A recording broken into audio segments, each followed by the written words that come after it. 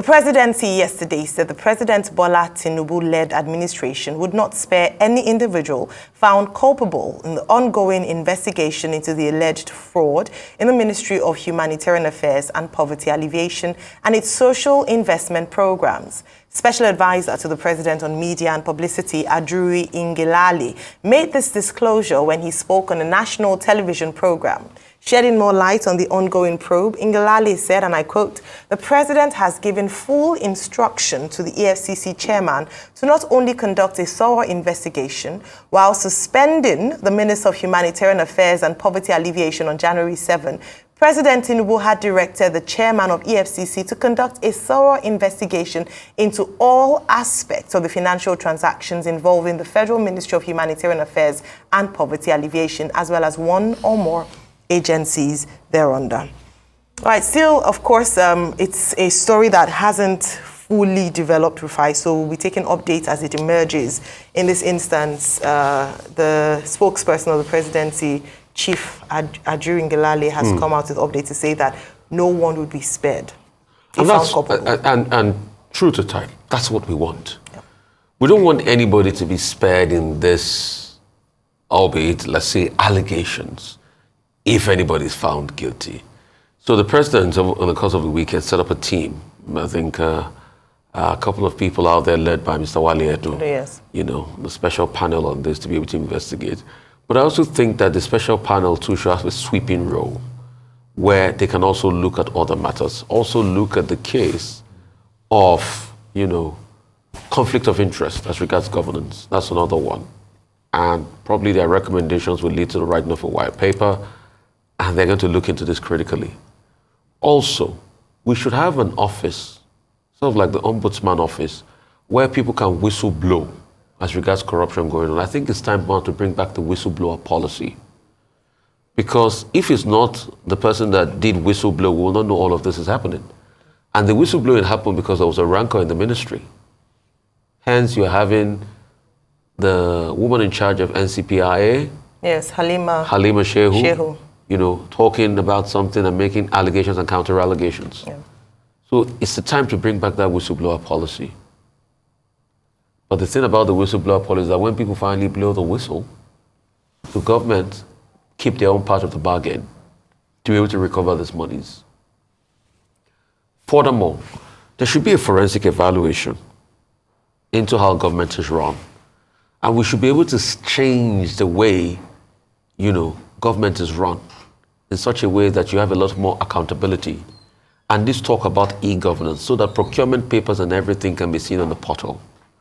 I would suggest if we can use blockchain technology in such a way that procurement and everything made are sort of like on a blockchain, that you can see how we can go through this procurement process so there can be many eyes to be able to authorize and vet them through. And most of government papers should also be digitized so that we can have proper archiving of the papers, so that it's not a case that one file is damaged somewhere. So I'm calling for a holistic review because you see, it's been proven many times that when you bring technology into the mix, you reduce corruption by well over 50 to 60%. So how can we bring technology into the mix as regards governance? And how can we also ensure that this panel do their work diligently so that we can get to the end of this matter? Like we said before, it's all allegations. But also, secondly, I know there's freedom of speech in society, but collectively as a society, we must be able to agree on what our value systems are. And you see, these allegations of corruption has thrown to the light many, you know, ignoble thought process that goes on in society. How some people are beginning to defend people with allegations of corruption based on ethnicity and even gender. And say, oh, it's a witch hunt against women. It's not a witch hunt against anybody. We just want to get to the end of the matter. Nobody has convicted better until the law takes its full course and we know what comes out of the recommendation. So this idea to say, oh, let's paper over the cracks, let's just rub, that's how our country doesn't move forward. And that is what has been the case for so many years. And that's why we can't solve insecurity problem. Nigeria has now become a country where we crowdfund for terrorists. I've never heard that in my life. That even the information minister that was part of NIN that ensured that we all had our NIN. Now they cannot use NIN to track the phone calls of these terrorists, these bandits. Welcome to that story. And they're asking the information minister question. He said, oh, I've put the data there for security agents, so he's passing the buck. We become a country of buck passing because we lack accountability.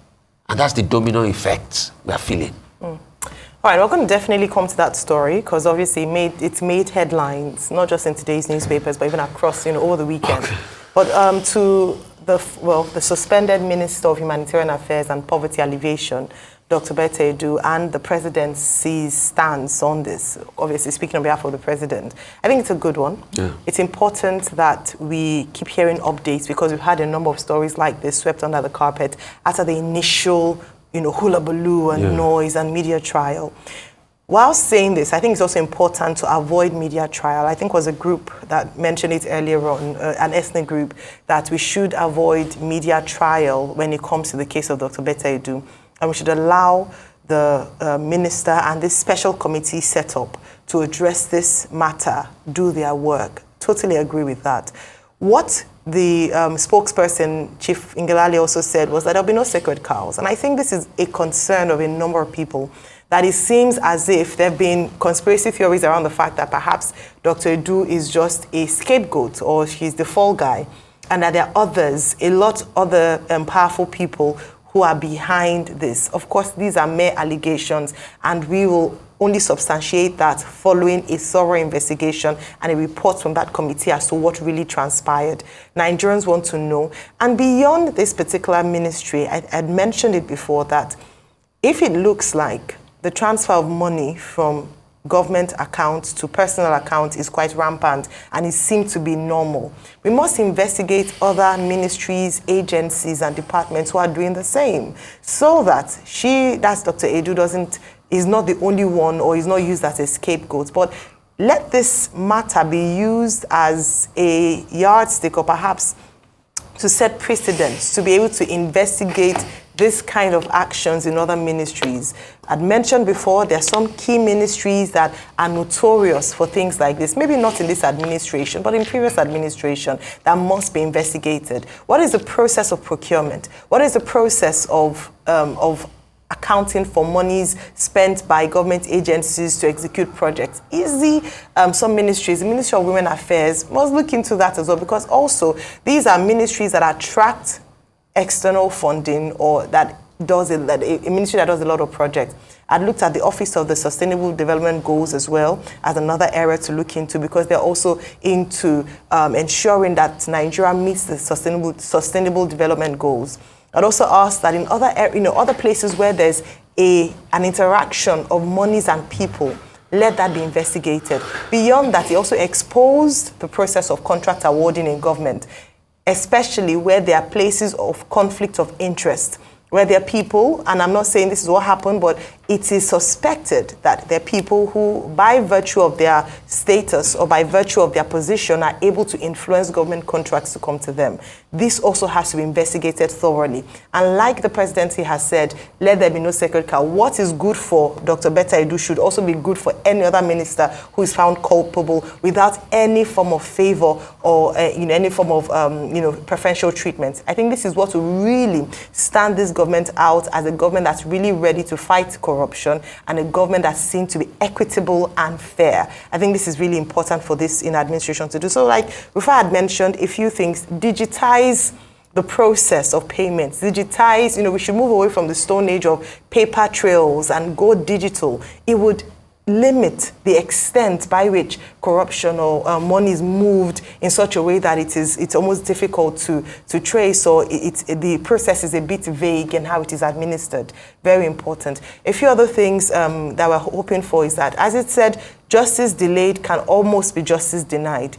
Let this be done in a timely fashion. Let there be a timeline put to when we will hear from the report committee, when we will hear from the report, when investigation, let it not lag, let it not drag, and let Nigerians watch. Beyond that, beyond the presidency's promise or the president's promise, is the role of active citizenship. And that is where the people must stay on the matter until they see the result. Like the balance has been going on the no grill. We don't agree until we see the end of this matter. So let's not move on to the next issue, because that's usually what happens. You know, we come out, we talk about these matters, and then it dies almost a natural death. What happened to the off your mic situation? What happened to the fainting? I think that matter should be revisited, what happened because to the this fainting minister too. So was this company the NDDC contract? Yeah. What happened to them? That matter should be revisited. After all the headlines have been made, then we all go and No, Ayo, let me tell you what happened. Tell us what happened. They made a white paper after all the recommendations. The white paper is there in government. Yeah, so that's what I'm saying. So after the white paper has been released, people are blocking that white paper from implementation and coming out. Exactly. I challenge government today, government of President Tinubu, release that white paper on NDDC matter. They made a white paper, it's there, but people are blocking it from coming out. So it's just like with this report. If the report comes out, what next? Yeah. We don't want it to end at just reports and white papers. We're talking about a lot of white papers that haven't been executed, or reports from committees, even the national convention. But the most important thing is these recommendations taken forward, or the outcomes from these reports being followed through, and whoever is found culpable, like the president has promised, brought to book. Move on to our next story. The National Working Committee of People's Democratic Party, PDP, has sent petitions to the National Judicial Council, NJC, and Federal Judicial Service Commission over its members in the Senate, House of Representatives, and Plateau State House of Assembly sacked by the Court of Appeal last year. The Court of Appeal, sitting in Abuja, had in November last year sacked all 16 members of PDP in the Plateau State House of Assembly for pre-election matters bordering on alleged disobedience of court order and lack of political structure. Before then, the appeal court had sacked 4 PDP members of the House of Representatives from the state and 2 senators. However, while Ozekome was of the view that the situation was irreversible, other senior lawyers said the Plateau State government is the only one who could approach the Supreme Court to set aside the grounds which the Court of Appeal relied on in delivering its judgment, which the Apex Court has described as perverse. All right, so a number of things happened last week, Friday. Yeah. We were in here we talked about it in the morning with regards to some states that the Supreme Court was going to rule on, and we even had we had our correspondent on ground in front of the Supreme Court, and the outcomes have actually opened another Pandora box. Yeah. And so these are some of the questions that are being asked following the ruling of the Supreme Court on Friday. Your take on this, then? So what the outcome shows is that we are fully in a regime of judiciocracy. And this is an indictment, and yet the strongest indictment on the court. The first indictment was the outgoing judge. I made a sweeping statement as regards the Supreme Court. The second indictment, the biggest ever, is the Supreme Court whipping the Court of Appeal with judicial koboko. This is the biggest ever I've seen in my life. You know, Justice Yankuro was so clear, was so lucid when he went ahead to say, and people have suffered because of this decision. So are we going to say the justice on the Court of Appeal did not know the law? Did not know the variation between pre-election matters? You see, and I remember when we were saying it then, and that's why, please, the President of the Court of Appeal has case and questions to answer. Madam Nongba Mensah. When we were saying it then, they kept on berating us and saying, what do you people know? You don't talk down on the judiciary. Yes, we know. It's in contempt, of course. We don't do it. But the Supreme Court has spoken down on the Court of Appeal today. And this morning, I'll give the Supreme Court the kudos where necessary. And the truth has to be said. It is a blight on our democracy. Although we have heard all sorts of people whipping all sorts of things around, like saying that we should thank President Tinubu for not interfering in the Supreme Court judgment. Are you kidding me? Is there something we need to know? Does he interfere before? I think statements like that should not be uttered in the public space at all in Nigeria. And that's why I keep asking, what democracy do we want? Do we want a democracy and where rule of law reigns, or we want a judiciocracy or a mockery of a democracy that keeps increasing voter apathy? The president is just on one arm of government. They are co-equal arms. The executive, the judiciary, and the legislature. So let everybody do their work. And people should stop saying things like that. But back to the Court of Appeal. It is a big indictment, and that's why people are calling for review. Yeah. People were affected, lawmakers. Napoleon Bali was here. We saw how helplessly he tried to defend his case. Yeah. Samuel Madcon was here. We saw how helplessly he tried to defend his case. Based on this judgment that is being questioned by the Supreme Court today, Simon Bakula Long left his position as Labour Minister to go back to the Senate. Probably it's time for him to leave there with this judgment, because something has to be done. We can't just say because the terminal point for the judicial process for parliamentarians is the Court of Appeal for election petition, and we allow this injustice and travesty to continue. I'm happy the PDP say they're going to call for a review, but it's also a sad reminder. When we were saying all eyes on the judiciary, a lot of people felt Nigerians did not know what they were saying. When they were saying all eyes on the judiciary. Now it is shine your eye kuru kuru on the judiciary. Because with this one the Supreme Court has opened our eyes to now, it has shown us that if not properly monitored, the judiciary can go otherwise. And the appeal court has made a mockery of the judiciary. But we must never get here in the first place where judiciocracy reigns. And they must account. All of those justices that made these judgments that the Supreme Court has now nullified must account. Well, like you rightly said, a few legal minds have weighed in on, following the judgment by the Supreme Court on Friday and the implications on the judgment that had been earlier delivered by the Court of Appeal in the case, especially involving those of the House of Representatives member of Plateau State.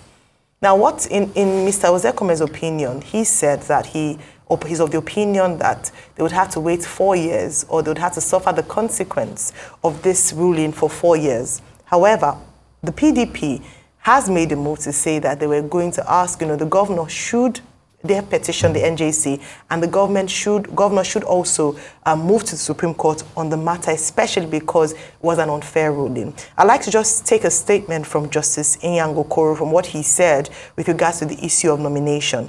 He said, and I quote, "The issue of nomination is exclusively the internal affairs of a political party. Therefore, it is not justiciable." In alignment with his submission, Justice Helen Ogunwumijo, and I think it's important for us to highlight these names, because when we talk about people who upheld justice during the time of this election cycle, we must be able to point fingers. In the same way that we decry when there are issues around judgments, we are also able to call out these justices with due respect. Justice Helen Ogunwumijo said it was very wrong for the Court of Appeal to go into the issue of party congresses. To make matters worse, the party challenging the issue is another political party. She added that the Court of Appeal made a fundamental error by shifting the burden of proof on Mutrang. And Justice Adamu Joro also agreed with the judgment. So 3 out of, at least that we know of the justices, agreed with the judgment of Justice Inyang Okoro, saying that he ought to have not ruled in that manner. So for a number of people, what the question would be then would be, what next? It would be very interesting to note if the governor would go ahead. He being a PDP member, most likely, he might get pressure from his party members to move on to the Supreme Court to challenge this case. In the event of the petitions raised at the NJC, it would be interesting to also note what the response would be, because beyond this particular response would also set precedents for cases like this. And I think, in my opinion, my humble opinion, it is embarrassing to the institution for there to be rulings, different rulings, other appeal courts and the Supreme Court, especially in such a glaring manner, almost teaching, as it were, what it ought to have been, as if this is clear, it ought to have been this way, and then putting those who fell to that, those who were unfortunately affected by the ruling at crossroads. And even then, it raises up the question of the legitimacy of those who were then restored by the courts, by the appeal court, to take on this position. So a number of issues there. Now, the challenge with this, which was what I was talking about last week, with regards to the respect for the rule of law and the reactions prior to the ruling on the Kano matter in particular, is that this is what then informs a lack of trust in the courts and the judicial system. And then you get reactions where citizens want to take matters into their own hands because they don't believe that the justices or the courts are able to rule fairly and equitably on their matters. It's a big cause, it's a big cause for alarm. And I believe that this is where we begin to again have the conversations around strengthening our institutions. The NJC has a lot of work in its hands. We have to look at the way we looked at the judges being nominated. We look at cases being done. In fact, when we had Dr. Obi Ezekwesili, one of the questions that she was going to respond to was just the litany of rulings and different rulings on very similar matters by different courts and different jurisdictions. It certainly raises a cause for alarm, and I believe that in order to return the sanctity and belief in this system, this matter must be seen to the very end and has to be resolved, just for the sake of history and the fact that we're trying to restore confidence and sanctity to the institution of the judiciary. Well, move on to our next story. Mixed reactions have followed the call to crowdfund a 6 million naira ransom demanded by kidnappers for the release of the remaining 5 daughters of Alhaji Mansur Al-Qadria. 6 siblings were abducted from their father's house in Buhari Council, Abuja, on December 26, 2023, alongside their father, while his younger brother, Abdul Fatai, was killed on the spot by the abductors. Although their father was later released to go and raise the ransom, the kidnappers killed one of his daughters, Nabiha, last Friday for failing to raise the said ransom, leaving 5 alive. Nabiha's death got the family and well-wishers scrambling to raise the funds, with appeals for help flooding social media platforms. In a bid to raise money, Nigerians were urged to donate whatever they could into a crowdfunding bank account to aid the family. For more on abductions by bandits around Sagwari Layout Estate, Dutse, Wari Local Government Area of Abuja, Arise News correspondent Ferdinand Duroha reports. Quiet and deserted. This is how the estates where some of the victims reside now look. Arise News had earlier reported that bandits numbering about 15 attacked the Sagwari Layout Estate Duse Buhari local government area last weekend and adopted 10 victims. But in the latest development, sources say some victims were contacted by security agents to come identify bodies discovered at the outskirts of Buhari local government. Further investigations reveal that more than 9 corpses have been dumped at different locations within the Federal Capital Territory within the last few days. Sadly, these bodies have been identified as victims from several kidnappings since the start of the year. The Federal Capital Territory has seen an increase in the spate of bandit attacks since the later part of 2023, with the killings unabated in the new year. While several reports placed the numbers of kidnapped victims in September at close to 100, security operatives say these numbers are exaggerated.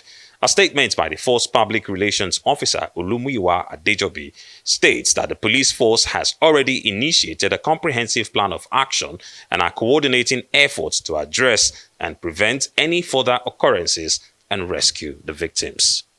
Now, sad news coming out from Buhari local government of the Federal Capital Territory concerning the killings of some victims who were abducted from their houses in various kidnapping operations earlier in the year. Now, while the station have been contacted by some family members, they have also chosen to remain anonymous for fear of what might happen to some of the other victims who are still in captivity. But the message right now is to the security agencies to come out strong and hard on these elements who have ensured that residents of the FCT have not slept with their eyes closed in the new year. Ferdinand Duroha reporting from Buhari local government area in the Federal Capital Territory. Sad one, Rufai. See, when there's something called the domino effect. All you need to do is if you put 3 stacks of wood together, all you need to do is to push one stack, and the domino effect heals the second part of the wood, and all the stacks can fall down. What is happening to Nigeria today is a domino effect. The level of insecurity going on is a domino effect, and the domino effect did not start today. It started over 40, 50 years ago. Because of corruption, because of insensitivity to the plight of the people, unwanted disregard for rule of law and life. In the 80s, when the Metisani riot happened, there was a committee set up, and the committee was to be able to evaluate the things that happened. And the committee made some recommendations that if the problem of lack of job creation and all of the other sundry problems is not fixed, then Nigeria will head into a terrible abyss. That was over 40 years ago, but that rings true today. So you have a country where there's a high rate of insecurity, there's a high rate of banditry, there's a high rate of unemployment. And the Federal Capital Territory is not safe because some people in the security part of Nigeria shirk their responsibility one too many times. So this Nabila incident, sad as it might be, is just a reflection. And what will show you that everything don't jaga, don't scatter, the domino effect is the conversation between the minister, former minister of communications, and somebody that asked him, this NIN number you have, can't you use to track these people? And he said the security agencies are not using it. So we gather so much data, but there's a mismatch with the security agents. And guess what? Till date, a security crack team has not been able to use intelligence and data to be able to go out there. The police officers that went there, yes, God rest their soul, they were caught in a crossfire. And because of that, the pain has continued. Now we have now become a country where we are raising money to pay bandits. And please, let's stop that, because it is going to set up a wave where people know they'll get money. But Rufai, shut up for saying that. Because if I say let them stop raising that money, people will tell me shut up. Because what has the security forces done to release those people in the first place? But please don't do it. And it's a clarion call on the security agents. But if you call on the security now, they will tell you about that domino effect I talked about. They will tell you that they're not properly funded. They tell you they don't have enough gears to fight this. They tell you they don't have enough technology. So like the popular comedian Jaguar will always say, yam pepper scatter scatter, ishwata yoron yoron. Everything is in dire straits in Nigeria. And this incident is a reflection. What can we do? Can we start building the blocks? At least let's start by getting up a crack team that can investigate these kidnappings in Abuja, get all the syndicates, use technology, use everything possible, arrange them. If the National Security Advisor is going to step in and have a combined team from the defense headquarters of the military, the Navy, and other military intelligence with the police, have a symbiotic team and work together and stop this shame. Because this is shame happening in the FCT, the Federal Capital Territory. And we want investors to come. But how will investors come when they hear that your Federal Capital Territory is a kidnapper's den and you can't reach a compromise as regards the problem? That's number one. Number two, set up a team that will be giving psychosocial support to Nabila's family. Because the family is in dire straits as we speak today. They should not be the one handling the kidnappers, and there should be an intervention team that will be giving psychosocial support, mental support, because they're bereaved already. And only God knows how they're going to get out of this. Thirdly, it is time for the security agents to now start to reassure Nigerians by visible actions and evidence. And every paraphernalia of government must step in. Because I keep asking, if it is one of their children that is in there, will they take it sitting low? Fourthly, they need to comb all of that area, including the Abuja-Kaduna Expressway. A couple of days ago, there were attacks. There were weeks ago, there were attacks around there. The insecurity is rife again and it has returned. Then we need to do the long work of stalling the domino effects, because it's the domino effect we are seeing in every sector of our economy, both the judiciary, every sector is facing that domino effect of crumbling. Right, so this is a very sad story, and I believe that the crowdfunding option for Nabiha's family, obviously because she has now become the principal in this story, is a reflection of our response to a lot of things in Nigeria, especially when the government has failed. I say this with every sense of responsibility, because when you look at the power sector, after we argued and fought and asked for better power situation, what did Nigerians do? Became their own government and provided their own power. Started thinking of creative ways to provide electricity for themselves, other businesses. We just modified ourselves to adapt or adapted to the situation and decided to become our own government in provision of power. When the issue of roads, bad roads, became a thing, what did developers do? They started to build their own roads, at least in areas that they affected their businesses. So then interlocking became very popular, especially in streets. Estates took to doing it for themselves. So we see how, again and again, rather than ask or demand accountability where government has failed, we resort to self-help. And in the long run, it doesn't help. It doesn't make it right. But where there's a necessity for it, we begin to invent ways to at least cope with the pressures. Now it's the turn of security. Banditry, kidnappers, terrorists, what have the people done now? Found a way to at least adapt to the situation, since despite the cries and calls for government intervention, it doesn't seem like anything tangible is being done. And so what have we resorted to? Let us now start to crowdfund, at least so that we have enough money to pay for ransom. Was it not in this same country where the handbook of the National Youth Service Corps had, as part of the safety precaution or safety measure, was that you ought to have at least someone to be able to call on hand to give you money in case or in the event that you were kidnapped? This is an admittance of failure. This is an admittance of a lack of trust of the security agencies in the nation to provide security.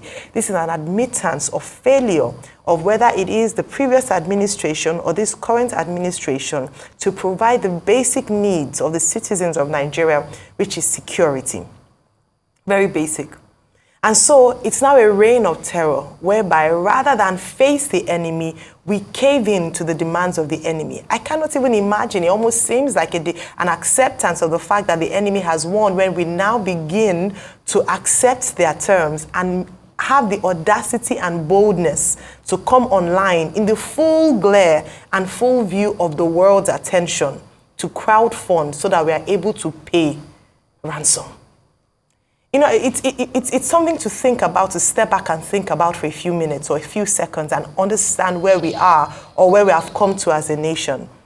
And it is embarrassing. Rufai, you've said it all with regards to, and we've talked about it a number of times, the impact on foreign direct investment, the impact on people taking us seriously as a nation if we are not able to sort out security in the nation, where people like Nabiha and her sisters who ought to be in school, who, by the way, will now make up the numbers and promote the education emergency we face on our hands in terms of the out-of-school children and the discouragement of children from the north going to schools so that they are not kidnapped and are not harmed, so parents would rather keep them. So there's so many things around this, but it is disheartening. Finally, I'll make a call to the security agencies, and I think it's also an indictment on the Minister of Communications, former Minister of Communications, to spearhead or come out boldly to announce with pride that his friend, in one arm, it is noble because he said that he doesn't support paying of ransom, but he had to do it because his hands were forced.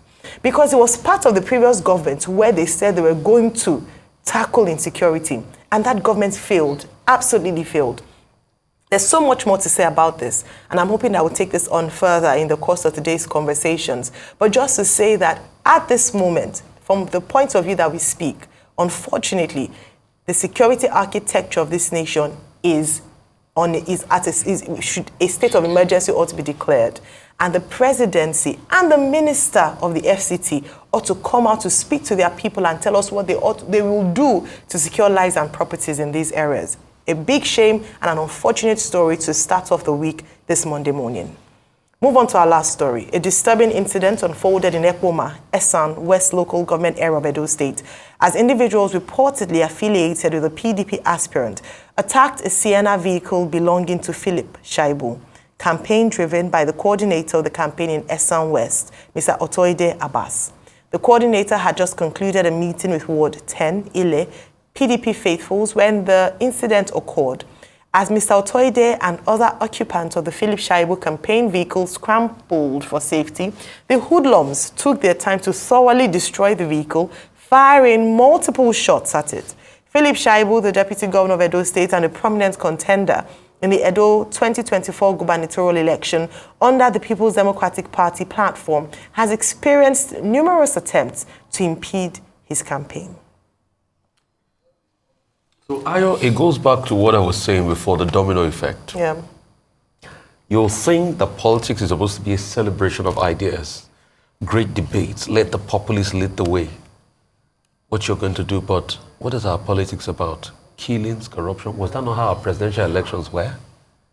Were aspirants not killed days before elections? We totally condemn this, and whoever is part of this should stop it. Because in the end, when the politicians get in there, it is a struggle for the resource. Have you seen any governor that leaves office that become poorer in this country? Mention one. All of them become richer. So it's a struggle for the resource. It's not a struggle to benefit the citizenry. That's why they will kill to get in there. That's why they will destroy to get in there, because it's a struggle. And please challenge me. Probably, maybe only Jack-on-Day. I might be wrong, but tell me one governor that left office and became poorer. That's why they'll do anything, and they will lie and they say, in the name of the people. They don't care about you. That's why I say, please be selfish in the elections and think of yourself. The Edo people, be selfish and think of the person that can truly fulfill your lot. We condemn every form of political violence. We can't go back to the days of Wild Wild West in Nigeria. Yeah, absolutely. Well, very briefly, I'll just say that I hope that this incident is thoroughly investigated. It looks like there are a lot of investigative panels have a lot on their hands, or the security agencies added to their work must investigate this matter. And again, just to mention, we've seen this play out a number of times, and Edo State shouldn't degenerate into a war zone because an election is taking place later on this year. We totally condemn this, and we hope that we will have reports from the security agencies as to what truly transpired. Because you know how it is, Rufai, sometimes when these stories break, then it comes out later and they say, oh, it was this and that, then the story changes. So until we get a full picture of what really happened, but we're glad to hear that everyone was, at least there was no loss of life, and that people are safe, and we hope that security agencies will look into this matter and investigate thoroughly.